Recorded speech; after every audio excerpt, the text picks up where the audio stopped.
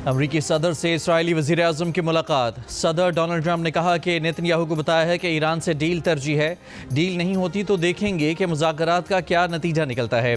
उम्मीद है कि ईरान का रवैया इस बार ज़्यादा ज़िम्मेदार और माकूल होगा। इसराइली वज़ीर आज़म ने बाज़ाब्ता तौर पर अमरीकी सदर के बोर्ड ऑफ पीस में शमूलियत इख्तियार कर ली।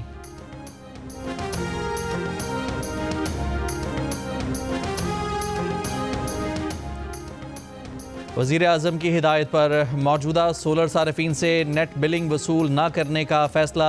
1 माह तक नेट मीटरिंग पॉलिसी में कोई तब्दीली नहीं होगी। वफाकी वज़ीर बराए पावर डिवीज़न अवैस लगारी की जियो न्यूज़ के प्रोग्राम कैपिटल टॉक में गुफ्तगू। कहा उनकी अहलिया भी इस पॉलिसी के ख़िलाफ़ हैं। हुकूमत ने 300 यूनिट तक माहाना बिजली इस्तेमाल करने वालों पर फिक्स्ड चार्जेस आयद कर दिए। ये चार्जेस प्रोटेक्टेड और नॉन प्रोटेक्टेड तमाम सार्फिन पर आयद होंगे।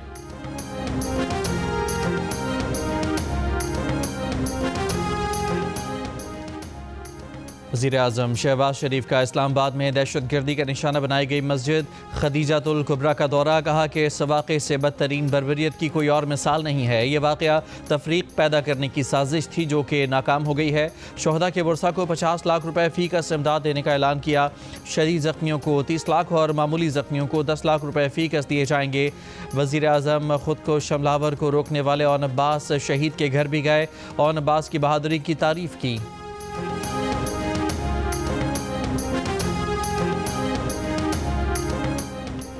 वज़ीर दिफा ख्वाजा आसिफ ने अपोजिशन लीडर के पाक फ़ौज को 4 ज़िलों की फ़ौज कहने के बयान को गैर जिम्मेदाराना करार दे दिया। कौमी असम्बली से खिताब में कहा कि महमूद अचकज़ई नज़रियात रखें लेकिन अटैक ना करें। अपोजिशन लीडर का बयान गैर जिम्मेदाराना और पाक फ़ौज पर इल्ज़ामात लगाने की कोशिश है। फ़ौज से एकजहती की करारदाद मुतफ़िका मंजूर।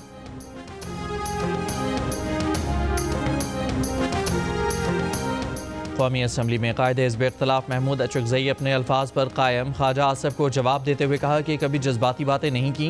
हमने अंग्रेज़ों के ख़िलाफ़ सबसे ज़्यादा कुर्बानियाँ दी। हमें आबादी के तनासुब से अपना हिस्सा चाहिए।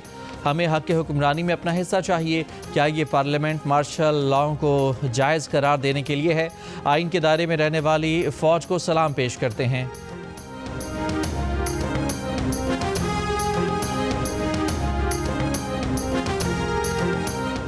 अपोजिशन लीडर का पाक फ़ौज पर हालिया बयान इंतहाई अफसोसनाक और झूठ पर मबनी है। लाहौर में सीनियर सिक्योरिटी अफसर की मीडिया नुमाइंदों से गुफ्तगू। कहा बातचीत तमाम सियासी जमातों का इस्तेहकाक है। सियासत से फ़ौज का कुछ लेना देना नहीं। कानूनी और अदालती केसेस और इससे जुड़े तमाम मामलात का फैसला आइन और कानून के मुताबिक अदालतों ने करना है।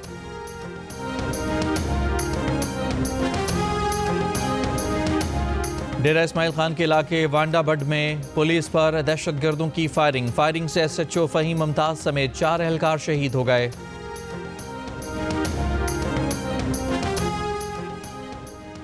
फ्रेंड ऑफ कोर्ट के तौर पर बानी PTI से मुलाकात करने वाले वकील सलमान सफदर ने कहा है कि उन्होंने बानी की सेहत पर कोई बयान नहीं दिया, हरगिज़ नहीं दिया। अगर किसी ने उनके लफ्ज़ ठीक की गलत तशरीह की है तो मिस रिपोर्टिंग की है।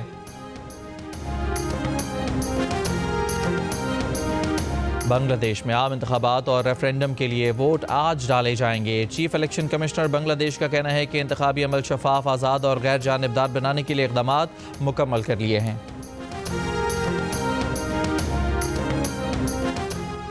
पाकिस्तान सुपर लीग के 11वें एडिशन के लिए लाहौर में होने वाली खिलाड़ियों की नीलामी में नसीम शाह महंगे तरीन क्रिकेटर रहे, जिन्हें रावलपिंडी ने 8 करोड़ 65 लाख रुपए में खरीद लिया। ऑलराउंडर फ़हीम अशरफ 8.5 करोड़ रुपए में इस्लामाबाद यूनाइटेड के पास चले गए। फ़खर जमान को लाहौर कलंदर्स ने 7 करोड़ 95 लाख रुपए में हासिल कर लिया। साबिक ऑस्ट्रेलवी खिलाड़ी डेविड वार्नर को कराची किंग्स ने 7 करोड़ 90 लाख में अपनी टीम का हिस्सा बनाया।